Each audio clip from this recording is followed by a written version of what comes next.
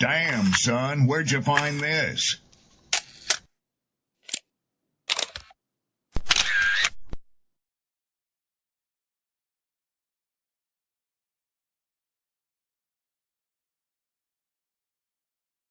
Who taught you to hate the texture of your hair? Who taught you to hate the color of your skin to such extent that you bleach to get like the white man? Who taught you to hate the shape of your nose and the shape of your lips? Who taught you to hate yourself from the top of your head to the soles of your feet? I love people as I meet them one by one. People are just wonderful as individuals. You see the whole... My great aspiration, my greatest ambition is to be so good. Now, in that way, I'm tiresome, as I suppose, to live with, because I want to be a fantastic human being. I am the greatest. We're not disputing that, Cassius, but how does Sonny Liston feel about it? He can't feel but one way, and let's take everything I say and like it. Because February the 25th, I'm going to take back my job. I'm the champ. He's no champ. He's a tramp. When you see men fall, don't laugh. Learn. Learn. Because you're on your way up. And the things that tempt people to fall, you and I are not free from that temptation. If I'm a one-hit wonder, at least I got one, huh? At least I got something. Really ain't me. The beat bumping, one song could change lives. Let's see something. One joke could save lives. We gon' keep coming, keep functioning. Something out of nothing. Ball-wise, I'm top 300. Get your favorite artist. I'll chop it up with mutton. If they haters, your ghost can be bludgeon. If they for real, we getting money. Such ideas minus Negroes, button everything authentic. Stupid shit I did it. Punishing myself like my mom prison. No questions, no tea, not lifting. One time for tea, being broke wasn't living. One hit wonder. At least I got. Yo. Good afternoon, good evening, good morning. Happy Friday, people.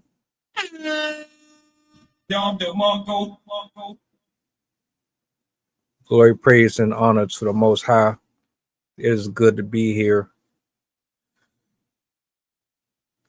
An honor and a privilege, something that is not awarded to everybody. Shout outs to my poets, my writers, my content creators. Shout out to Rob for the intro. You dig? Shout out to Chef. Shout out to Arcana, Blue Flames, all my artists, wherever you are. If you've been on this platform prior, or if we've recently worked together on anything, salutes to you. I got Sydney in the building. I got a clip. And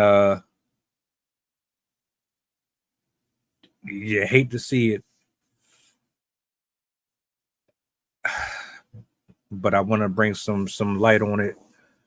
Let me go ahead and bring Sydney up to the main screen. If you want to support the channel, you already know, repost, hit the thumbs up, share, let the people know that we are live. That helps me with the algorithm. It helps us reach a broader audience. That being said, let me get this right. Hold on a minute. Which one do I want? Sid, what's up? What's up? Hello. Happy Friday. Happy Friday. What's the word? How you feeling? How was the day? Pretty good. She's asleep. He's asleep. So I'll have a bit of quiet this time. But I was asleep for a bit. It was nice and warm and sunny. So like a cat, I guess I fell asleep. But other than that, doing pretty good. My husband got back earlier. And since I'm not going to that poetry event, since it was not in the nicest part of town, and we were going to have the kids with us. So we're like, yeah, maybe not. I don't have to stress about that. Don't have to take that drive during, rush hour traffic on a Friday. So a little bit of stress off my plate. But I'm excited to not miss this time. Well, it's good to have you here, man. Let's break down this situation. Man who stabs 6-year-old gets released from prison.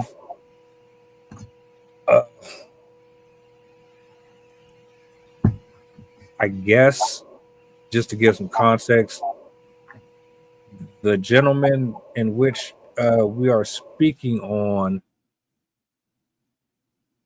he played insanity, or he has some type of mental diagnosis that allowed him to get out sooner than expected. So I think that's where things get a little tricky here. But I'm going to bring it up on a big screen. I'm going to let it run, and we'll just take it from there.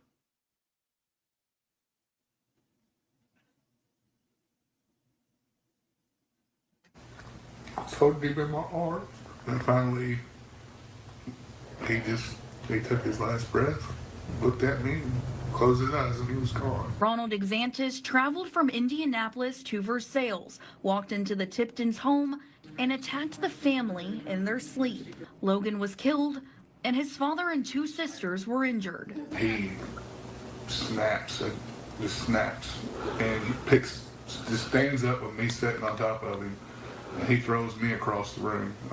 10, 15 feet, he throws me across the room and goes after her. 3 years later, in 2018, Exantis was found not guilty of murder by reason of insanity, but convicted of assaulting other family members. And just this month, October 1st, Exantis was released early from prison for good behavior. It's infuriating that a 6-year-old was killed sleeping in his bed, and someone literally only did 10 years in prison, and he didn't even do the time for that. He did time for assault charges. It's just infuriating. But the family says it isn't just anger they're living with. It's fear. Me and my siblings, and even my mom and dad, from here on out, we have the burden of making sure that he doesn't come back. He told her he was going to kill every one of us. So now I've got to be on extra guard to protect my kids, because I will not lose another one. Not like this. I laid in bed. I gave up. I gave up on life. I gave up on my family. I gave up on everybody. I just wanted to die. Everybody deserves a fighting chance to have justice for them, and it's not. I've had my talks with God, because I'm not afraid to tell you all. I told the court, if I ever cross paths with him, I will kill the man. I will kill him where he stands. I held him.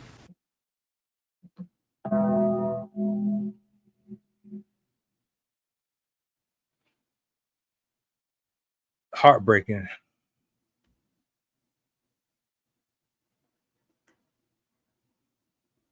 This man drives to a specific location. I don't know if this was a random or if this was a intentional drive.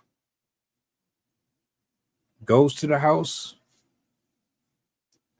breaks in, assaults, and takes the life of a child. Only gets sentenced for assault, released on good behavior. Oh, there's a lot of emotions in the air. Man, your initial thoughts?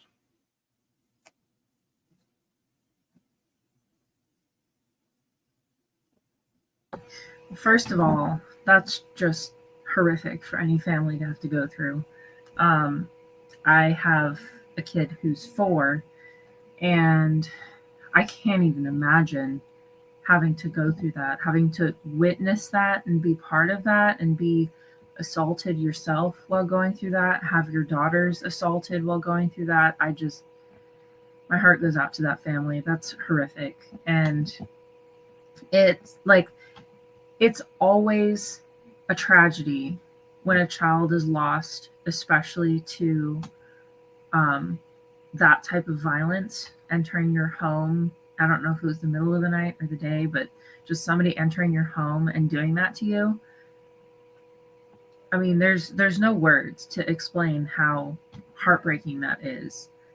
But also the infuriation behind the fact that he did get out that early. Even the governor of Florida was shocked by how short of a sentence he served. And a lot of people are not happy about this because, like, you killed a child and you get out on good behavior. And his particular lawyer apparently said that he's made good strides to work on himself. Okay, sure. Good for him, I guess, but have him continue to work on himself in prison for the rest of his sentence. I'm like, we have a law that's trying to be passed in South Carolina where women can get 30 years to life for an abortion. Yet a 6-year-old kid that exists in this world no longer exists in this world, and they get 6 years, 10 years, however long it was. There's something seriously wrong with this system. It's a mute epidemic today.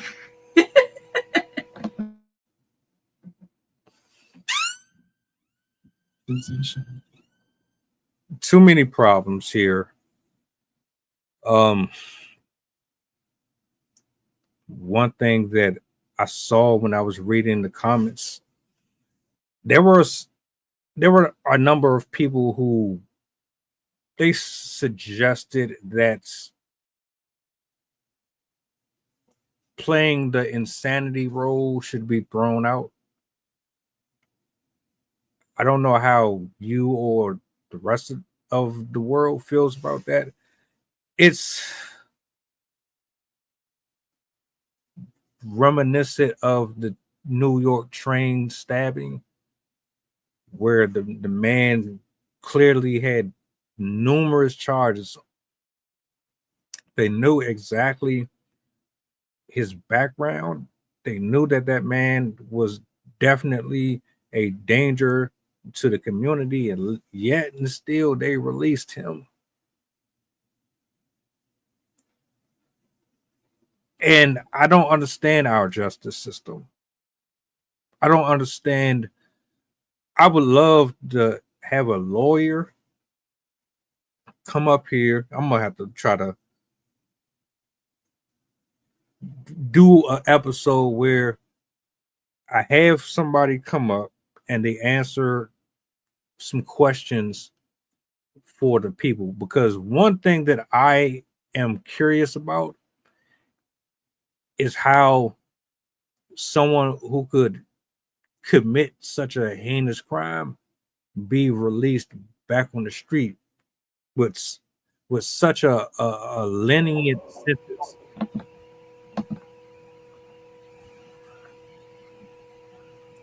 I don't get it. I don't understand how you could possibly think that if someone has this rap sheet that they're going to change anything about their character within a few months or a few weeks.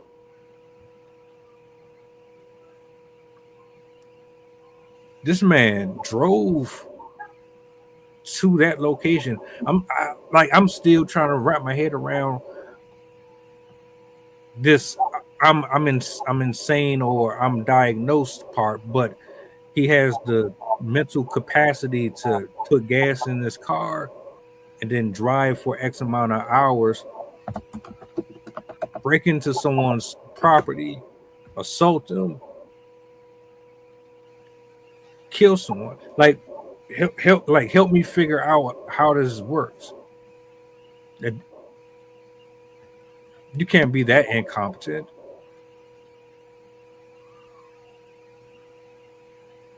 Can mentally unstable people drive? Can they be behind the wheel of a heavy operating machine? I don't get that. It's actually worse than I thought.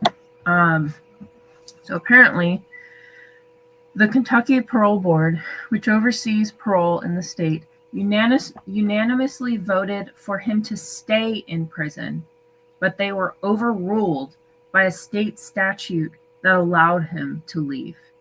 And this was from the Director of Public Affairs for the Kentucky Department of Corrections.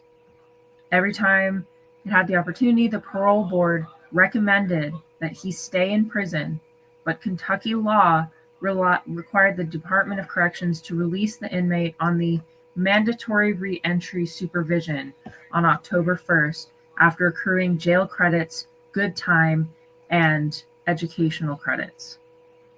And the other aspect that to me is astonishing is in the process of the court case originally, they had to release their addresses. And so he has access to their address.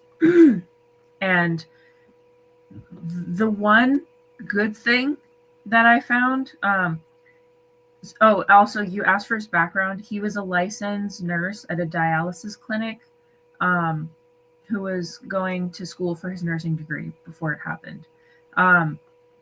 He just got arrested 10 days ago because he failed to register as a felon. As part of his supervised parole, he was required to register with law enforcement within 48 hours of his arrival in Florida, which he failed to do. He was also living near an elementary school, even though a sheriff in Florida stated that I don't know if he wasn't allowed to, but they just said that he'd taken residence in a home immediately adjacent to an elementary school, an especially alarming detail for law enforcement and the public. So on October 13th, 2025, he was arrested in Marion County, Florida for the parole violation, and they're going to have him extradited to Kentucky. He's going to be going to Kentucky, where that family is, knowing their address, or at least having the ability to know his address. So he's back in prison, I guess, but they're going to send him to the exact same state that he committed the original crime. And by the looks of where he decided to live, he might not be actually rehabilitated. I have heard of so many different stories where somebody has gotten out on good behavior and then immediately reoffends. So, and he's a schizophrenic. Schizophrenia, unfortunately, is a extremely difficult mental illness to work with and to heal from, because you can have relapses, especially if you lapse on your medication.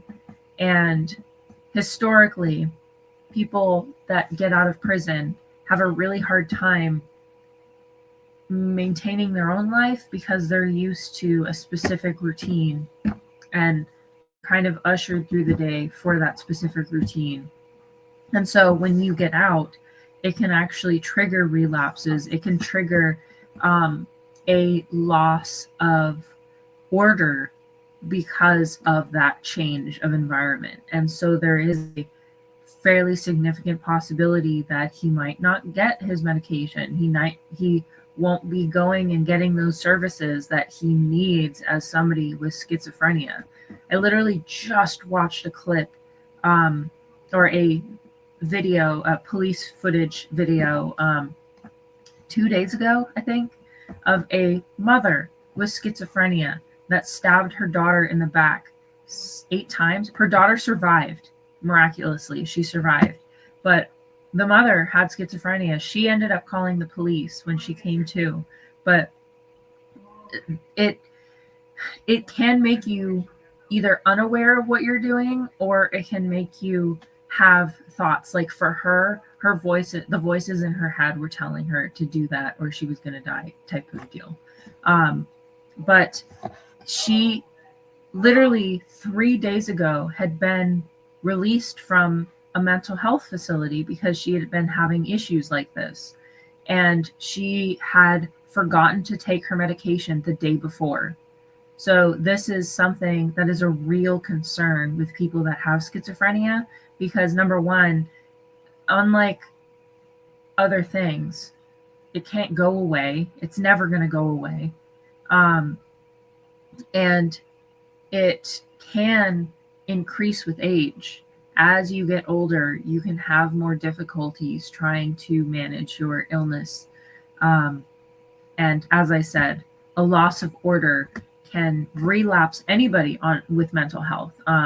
I have had relapses with my mental health because of like changing a dorm situation, or moving from my mom's house to college, or going through issues where we were unhoused for a short amount of time.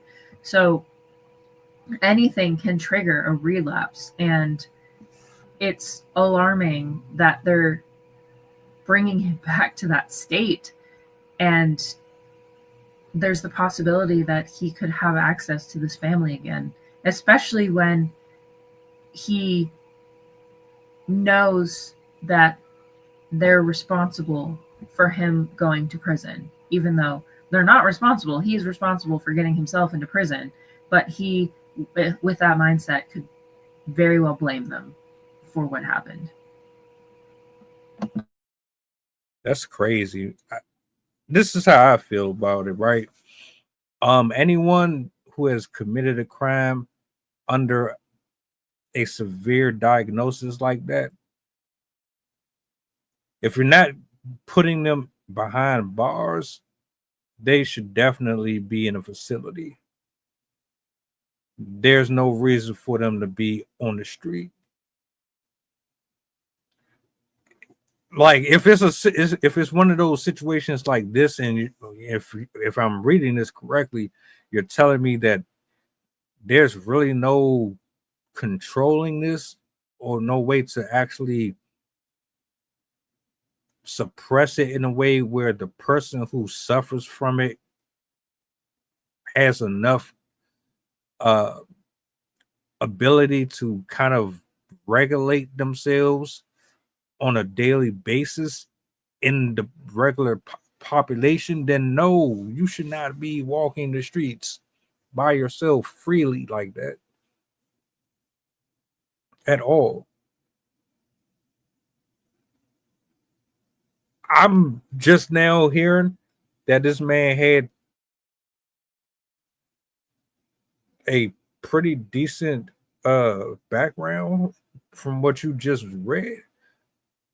I assumed that he was just a guy who he might have had a regular job that didn't require the level of expertise or knowledge. But hearing that, and then to hear that the man had issues like that, how do you correct me if I'm wrong? If you're a schizophrenic, how do you get employed in the field of work that you get? How does that happen? Because right now people are trying to find jobs, and McDonald's is not even hiring people. So it's like, how does that work? What are we really doing here? Nobody with a mental illness should, or you should have supervision. Like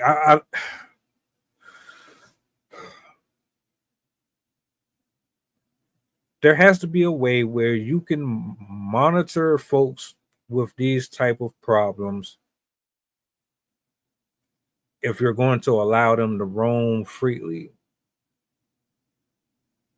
Prisoners or folks who are under probation, they get the monitor on their foot. or the ankle monitor. How do you look over somebody with a mental illness? Makes me think that they don't really care anyway.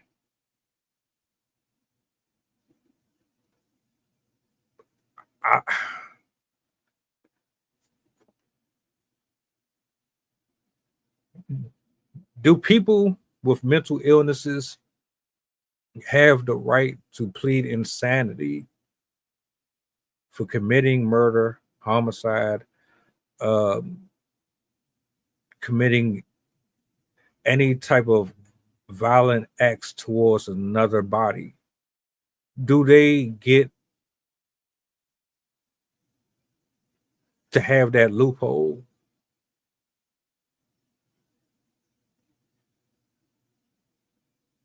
That's the question. That's what I want to know from the people in general. I might end up making a post about that too. I really want to know how y'all feel about that. Because it's like there's a thin line between it. I can't sit here as a parent, watch you allow somebody to be released early like that after my son has been killed in front of me. And then if I'm hearing him correctly, he says he's going to come back and come for the rest of my... No. This has nothing to do with race. This is about right and wrong and about protecting your loved ones. Now, whoever diagnosed him and they came to the conclusion that he, without a shadow of a doubt, has some form of mental health issue, decided that he shouldn't be punished. How did you come to that conclusion? That's why I'm like, I need to speak to a lawyer. I need to hear the technical side of it. I need to hear a psychological side of it. I need answers. I'm confused. So a sane person can commit the same crime, get life, but because you're chemically imbalanced, you don't have to go through the same punishment. Like, what's the rehabilitation process like?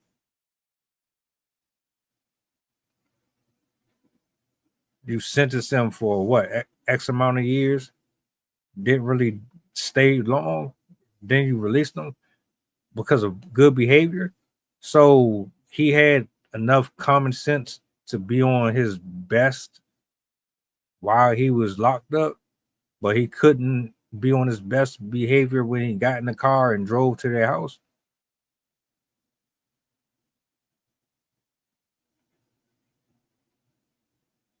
Yeah. Too many things don't add up or make sense to me. I'm not following it. I'm not getting it. It's almost as if you're telling me you don't really want to do the job that you're being paid for. You're supposed to protect and serve the people. You're supposed to take care of your sick and shut in. And there's a lot of men and women that are sick and they need help. Real professional help.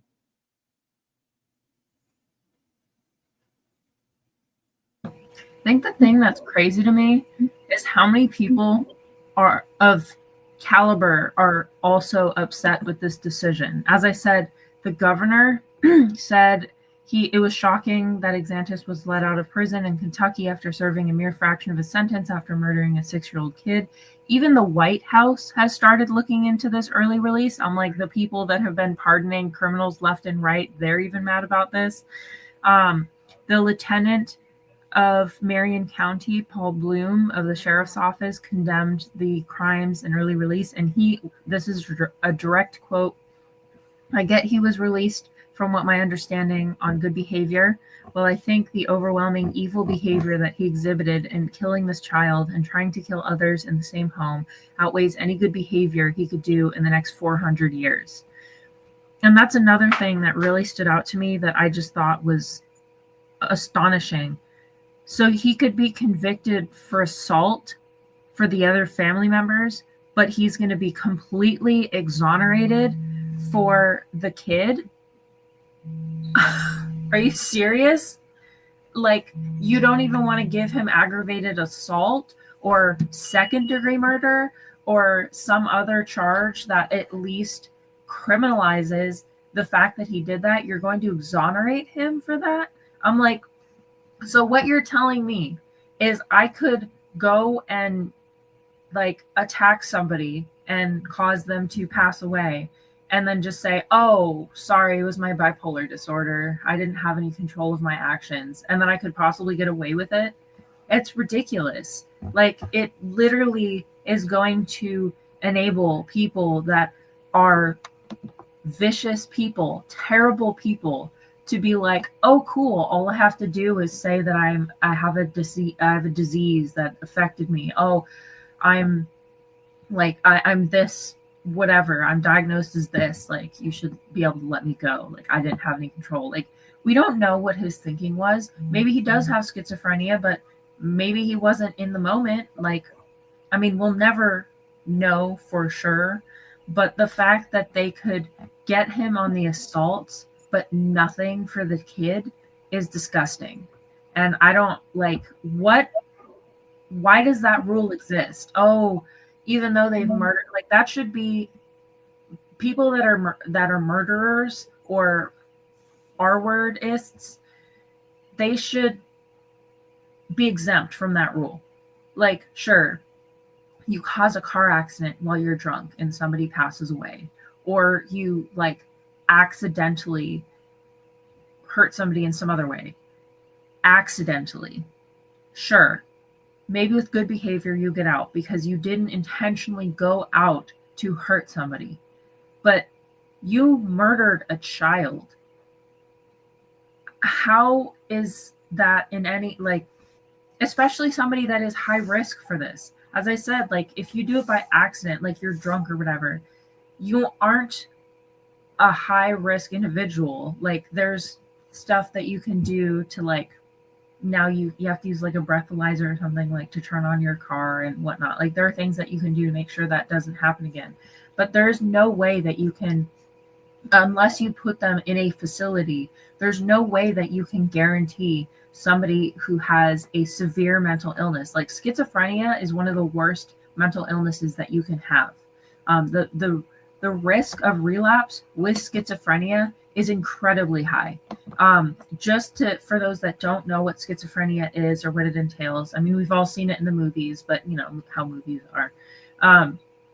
Some of the main symptoms of schizophrenia include delusions, believing things that are not true, even with clear evidence. Even if somebody's telling you it's not true, you have a hard time believing it. Hallucinations, you're sensing or seeing things that aren't there. You're hearing you could hear voices, see people, feel something touch you, even if nothing is there. That's why there's that myth of like, oh, there's bugs under my skin. Like, that can be a sign of schizophrenia.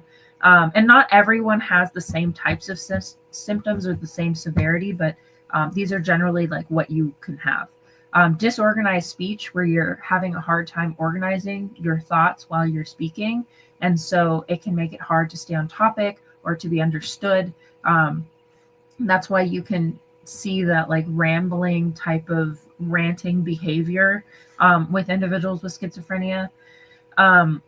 You have negative symptoms such as the reduced ability to function. You might show very little emotion. You might speak in a flat tone. You might lose motivation to socialize or enjoy activities. And because of these issues that you experience, you can experience suspiciousness, paranoia, fear, like constantly. Often these people don't care about hygiene. They don't care about their appearance. They don't take care of themselves, which again puts you at risk for relapsing. Have depression, anxiety, and suicidal thoughts, which again raise your risk of violence. And there's a high percentage of drug, nicotine, and alcohol abuse, and both kinds of drugs, medication and recreational drugs, which can not only, like, we all know how those things affect your mood while you're doing them, but the fluctuation between drugs to alcohol to the prescription med, like a lot of those don't go together. And again, it increases your risk of violence. Everybody knows that people have gotten into drunken rage, or people have gotten into like methed up rages and all kinds of like crazy behavior. I remember hearing a story years ago about this woman that accidentally killed her husband on their wedding night because they did acid together or something like that, and she like lost her on him and accidentally killed him and woke up in police custody and had no memory of any of that. And you could tell that she was like inconsolably, like she did not mean to do that, but it was because of the drugs, and that's what it does to you, or can do to you. And if you're combining schizophrenia with those types of drugs and with alcohol and with this stuff, it can do a lot of damage. It can make your risk of relapse incredibly high, and again, your risk for violence incredibly high. Some risk factors for schizophrenia is exposed to how it was caused originally. You can have chemical imbalances in your brain. You can have brain development issues before birth. You can have different parts of your brain not connecting properly. And this can be caused by genetics. This can be caused by environmental factors, such as if your mother was exposed to certain viruses, malnutrition, or drugs. Early substance use can also trigger this. So this is not something that goes away. This is not something like ADHD or autism or stuff like that, where you can learn to, or like OCD, stuff like that, where you can learn over time to manage your symptoms. Because oftentimes, not with ADHD, but like stuff like OCD can be triggered by past events, but is not like ingrained into your brain as a physical abnormality. There are ways that you can really reduce your symptoms by through various means, and the risk of relapse or the risk of violence with those types of mental illnesses is there, but it's not as significant as schizophrenia. From what I remember, schizophrenia is ranked as the most dangerous or second most dangerous mental illness to have. And I'm going to look up the statistics, but there's also a high percentage of these individuals that either kill themselves or kill or hurt other people. They also have very, very poor outcomes in jobs, very poor outcomes in relationships, and frequent run-ins with the law. And as I said, having schizophrenia requires consistency. You are going to have to likely take medications. You likely will need to take therapy. And honestly, anybody that has a mental illness, I highly recommend therapy in general, because you need somebody to walk you through how to help yourself and how to reduce your risk of those symptoms.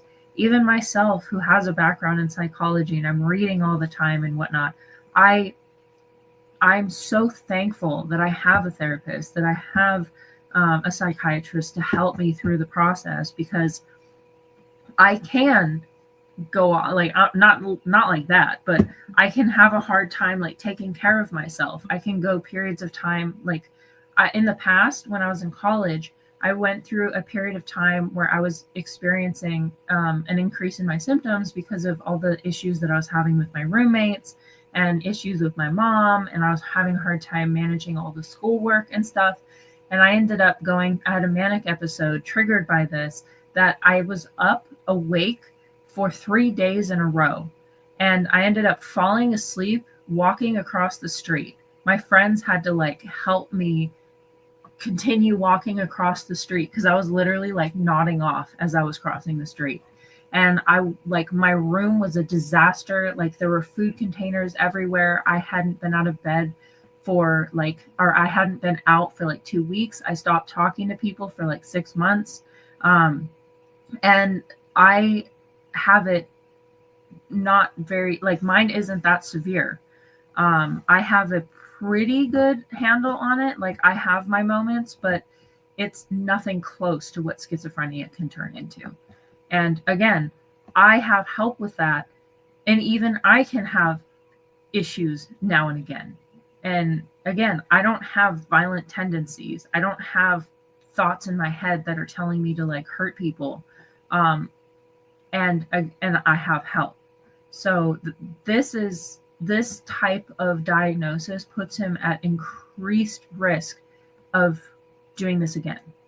So I think it's absolutely ridiculous that, number one, they would let him out. Everyone agrees. The parole board agrees. The governor agreed. The lieutenant attorney, whatever he was called, the sheriff, all of these people, except his stupid lawyer, were supportive of keeping him in prison because of what he did. And whatever that rule is, it needs to go. If somebody commits a violent act, they need to be in prison for decades. I don't care what they did. I don't care how much good behavior they did. They should not be released. That is disgusting, and that is an insult to that family. A huge slap in the face. That's why I go back and I say to myself, all right, we need some people to sit down and go over these rules and these laws. You're supposed to give out punishments according to the crimes, and you're supposed to be fair about them as much as possible. I understand the lawyer's just doing his job. I could never be a lawyer. If I was to be a lawyer, I could not take cases where the person is clearly guilty, but I got to get them out. I could not do that. But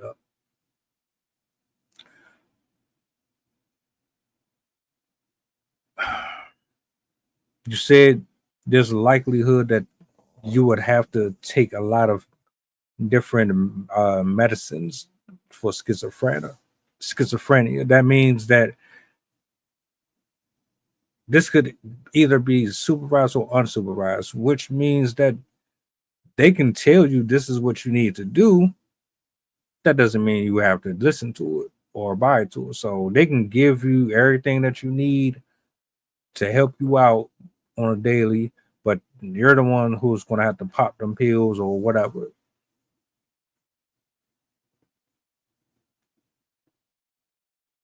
You can't really depend on people to do that.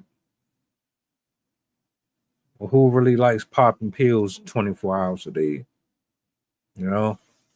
And oftentimes you have to take them at specific times. Where, for example, with my seizure medication, I have to take them 12 hours apart because it starts to like decay in the body after 12 hours. And if I take them too close together or too far apart, it can trigger a seizure. If I miss a day, it can trigger a seizure. If I even miss a dose, it can trigger a seizure. And with schizophrenia, the types of medications they take, not being on those medications, your body coming down from those medications can cause their own types of symptoms. You can, he's very likely going to need antipsychotic medications. And if you stop taking that abruptly, or you combine it with alcohol or other types of drugs or medications, it can trigger a psychotic break episode. And then there's also like doctors, psychiatrists, they have to pay very close attention to the types of medications they put together, because a lot of the medications can't go together. He's likely going to also have to take mood medications if he's experiencing stuff like depression, anxiety, and whatever. But there's some that are called SSRIs, serotonin something reuptake something. And those you can't take with certain types of medications because it can cause problems with your heart or with your circulatory system or your kidneys or your liver. And so you have to be very careful of which ones you're combining. And it can take years to figure out which combination works for you. Like even myself, I have been taking medication since 2024, for like October 2024 or whatever.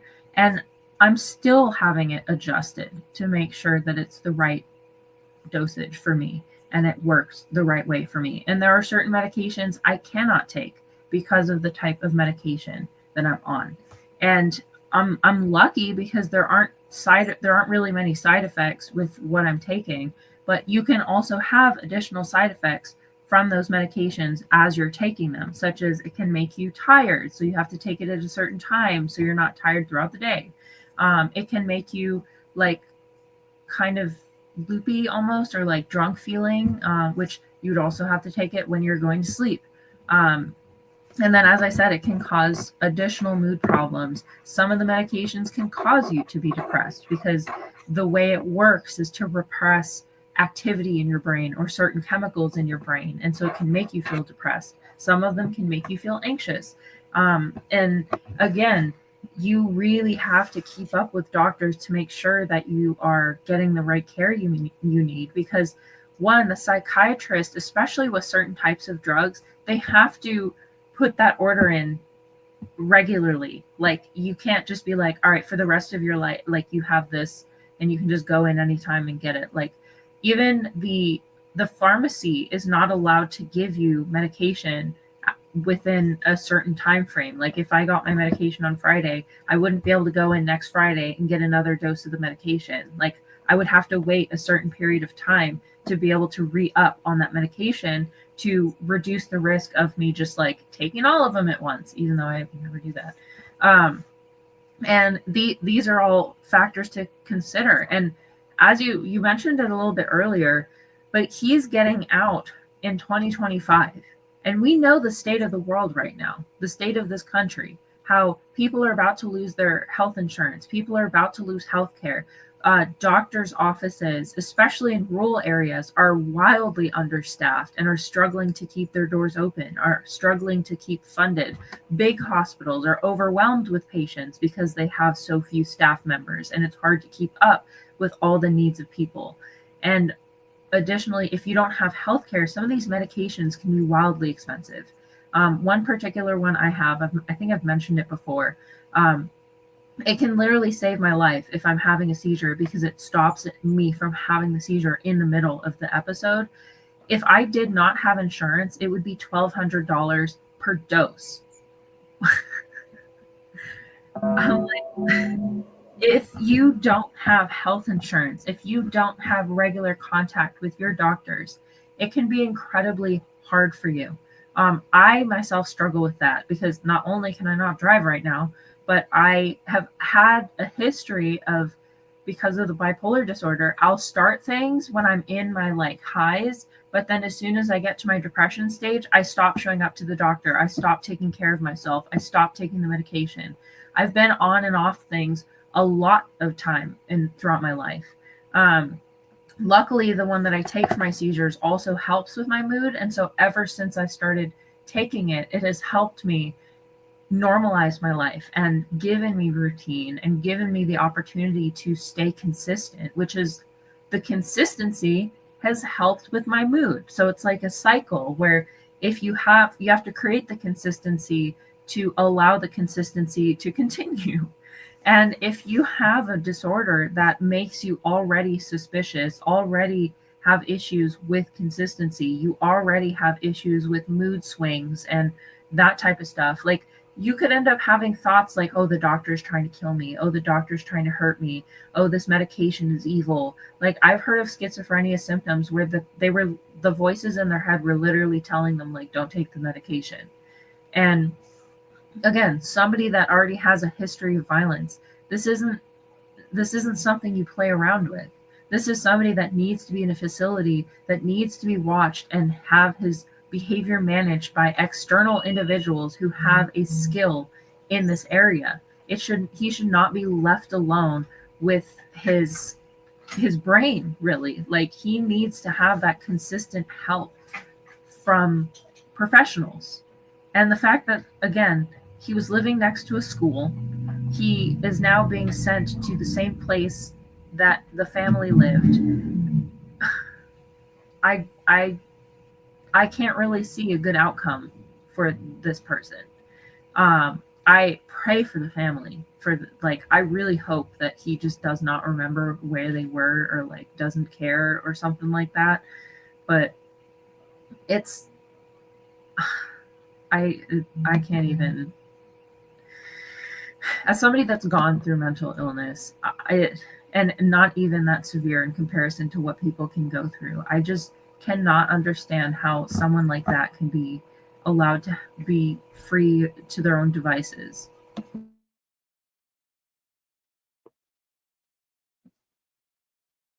Listening to that man, then his wife and his daughter, I can't imagine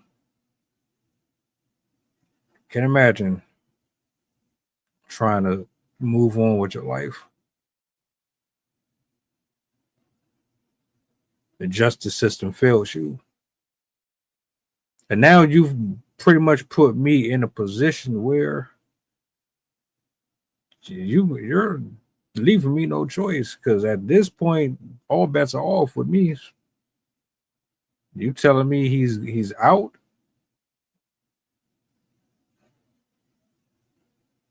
On good behavior.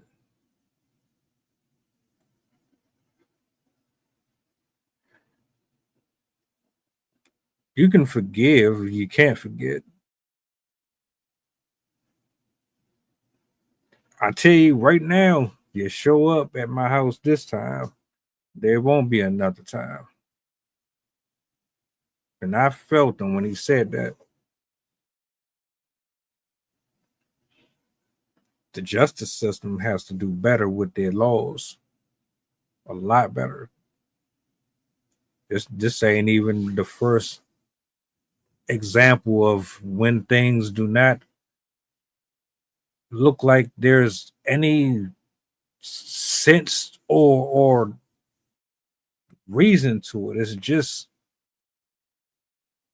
what you just get stuck.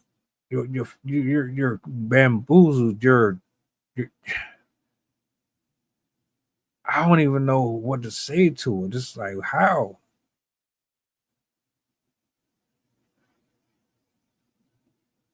Do y'all not care? I mean, clearly there's some people who disagree with the judgment. I think the whole thing was completely weird.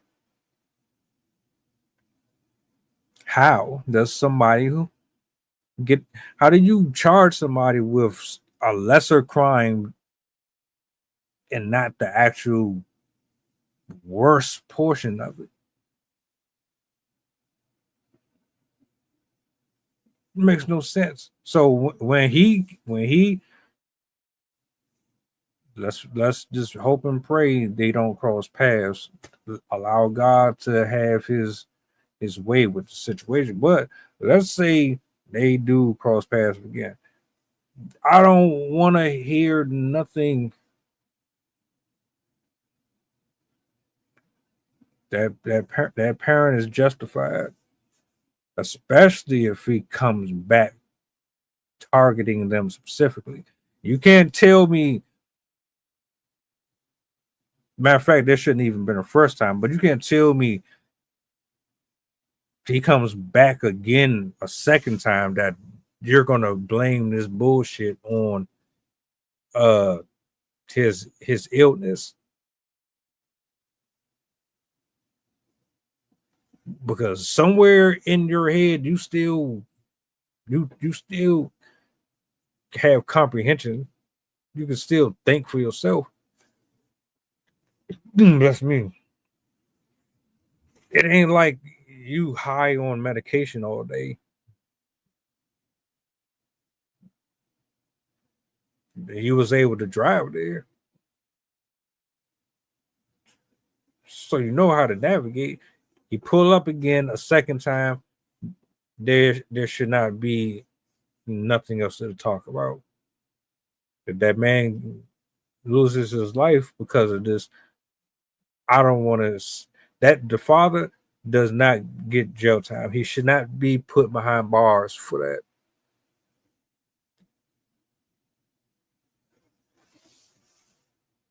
I'm ashamed of our justice system, man. It seems like every day is something else.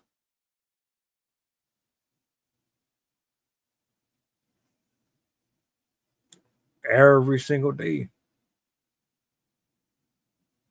Parents went to a meeting, I can't remember where. They had to give a live demonstration about having men cosplaying as women going into girls' locker rooms. They literally had two women in the room undressing in front of the people.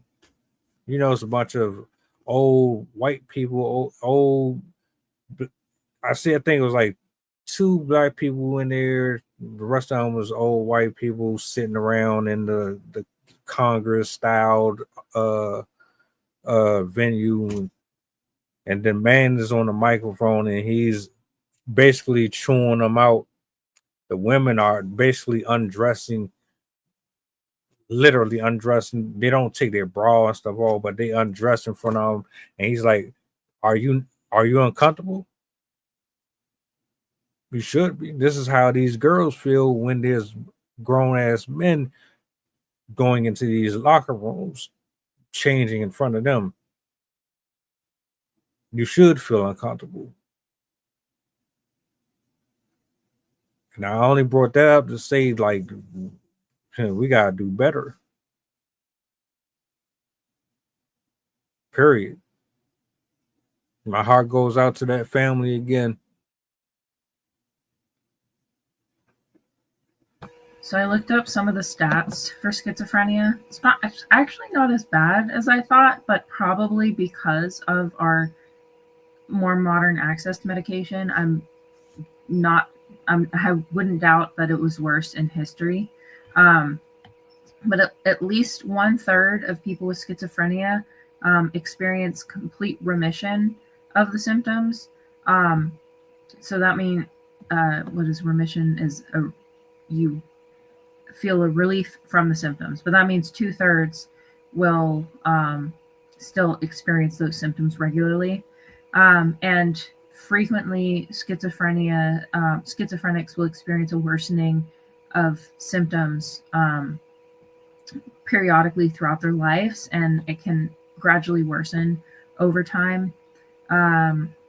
It exists in about 1 in 233 people, and it can show up in late adolescence, early 20s. It puts, people with schizophrenia die 9 years earlier than the general population, and 40% of people who have schizophrenia die from unnatural causes or suicide. They're at higher risk for cardiovascular, metabolic, and infectious diseases, often because of the other things that they might be doing. And not to mention, there's a lot of stigmas that exist. So even if they're really trying to live their best life, like there's a lot of people out there that might make it harder for them. 50% of people in mental hospitals have a schizophrenia diagnosis, but only 29% of people with psychosis receive specialist mental care. And there are links to violence as well. Even though it's fairly low in comparison, I don't know in comparison to what, but even it says the overall risk remains low. But 1 in 20 women and 1 in 4 men have committed violent crimes or have been arrested for violent reasons. And that was looking at 50,000 people with schizophrenia across 15 countries. And let's see, and that was just 12 or 24 individual studies. Other factors such as the misuse of drugs and alcohol contribute to doubling of violence perpetration risk in both men and women, which really demonstrates why you absolutely have to have regular care.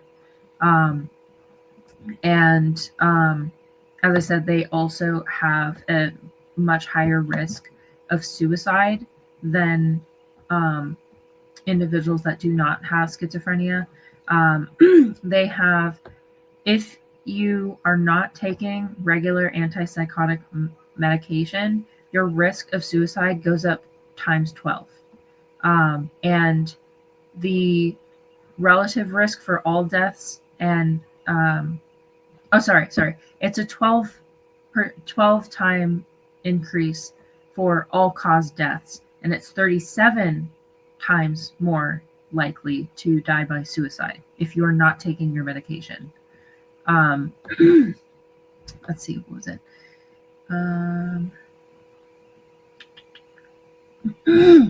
The agitation can also be a huge factor, which can be caused by schizophrenia. And if you do not have a community around you that's willing to help you, that agitation can contribute to additional relapses with this disorder, because the agitation can make you more likely to commit acts spontaneously or out of rage.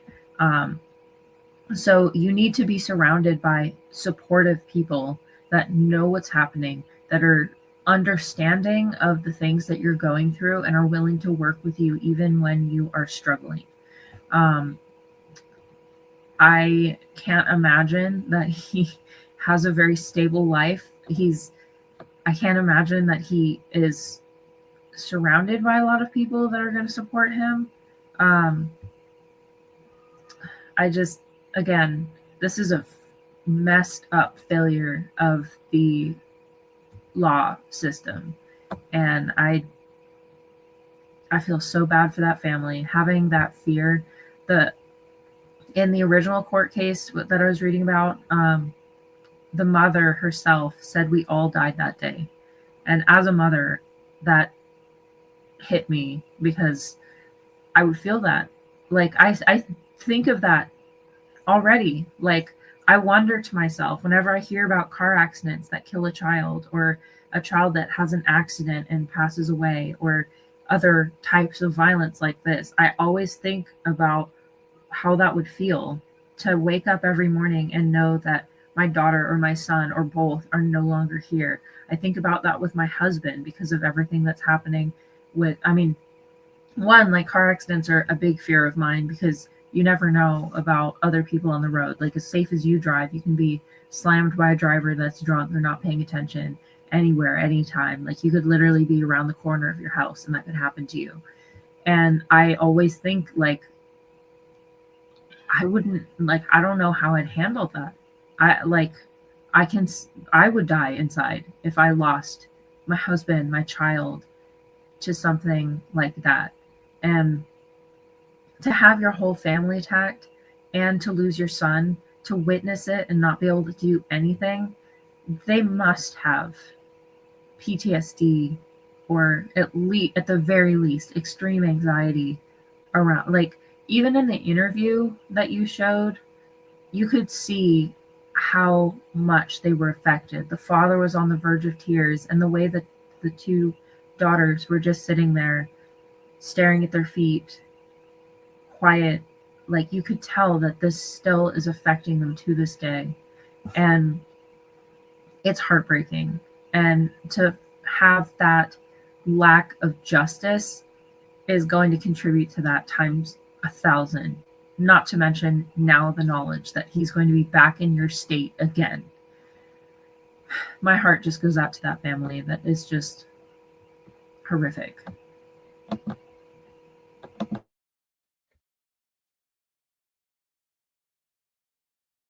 My final thoughts.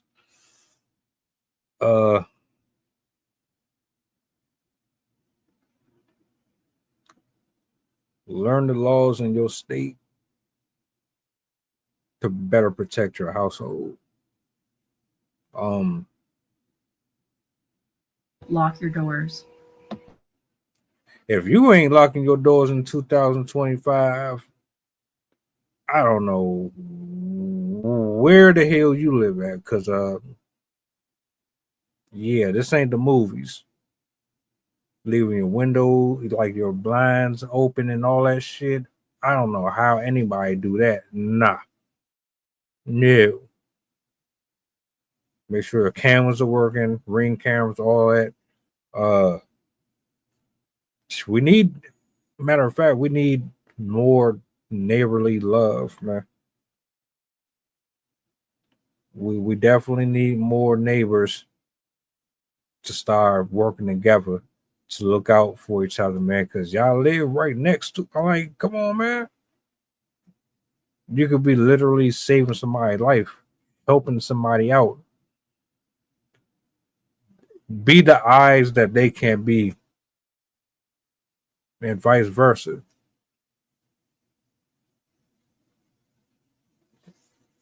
Yeah, that's crazy, bro. Ain't no way in the world I'm not locking my doors.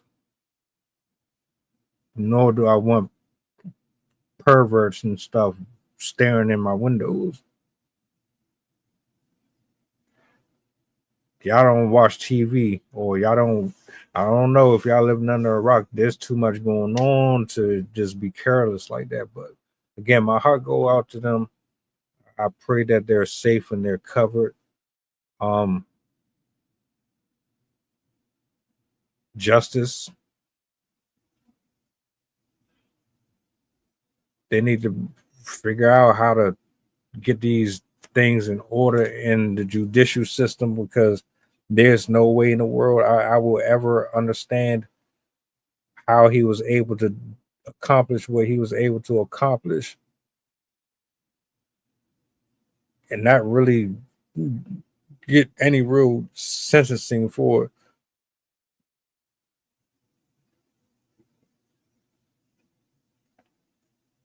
If you have anything else you want to say before we close out, you got the floor. Shout outs to Chef. Shout outs to everybody who hung out with us this evening.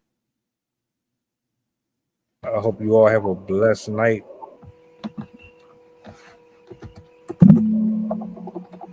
I have a poem. Also, I just want to say thank you, Chef and Real Spill, for joining us. I imagine this was a much sadder conversation than usual, so I appreciate you for staying with us. And Chef, make sure you start locking those doors. This is exactly how he got in their house. But yeah, so I wrote this poem to express how I felt with my dad's passing. He had 2 strokes, once when I was 12 and once when I was 17 or 19. And he passed away from that second one. So I had written this to explain how it felt. It's called Seething. Broken, shattered, sharp, jagged pieces, with nothing left except red, angry edges. Glaring to the depths of your own reflection, you stare back at nothing but yourself. You could punch yourself. It still wouldn't hurt. Damaged, destroyed, strewn out, you fall apart like long, rushing rivers. Like the scrawlings on land from tornadoes' cursive hands, you are devastated, so you must devastate. You must break, like earth-splitting quakes, lashing out at the land like levees with no brakes, holding back water to avoid washing away those still near. Family and friends are still there, but you are not. Living without them, you could punch yourself, but it still wouldn't hurt.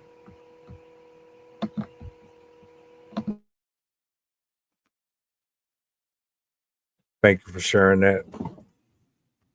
God bless you, the family. Shout outs to everybody in the building. Thank y'all for hanging out. We will be back tomorrow morning. If you can make it, tap in, hit the bell notification so you are alerted when we go on. We got 2 bangers for y'all. Matter of fact, this whole weekend is about to be lit. So appreciate y'all time. And y'all enjoy the rest of your night. Till later. Stay safe out there.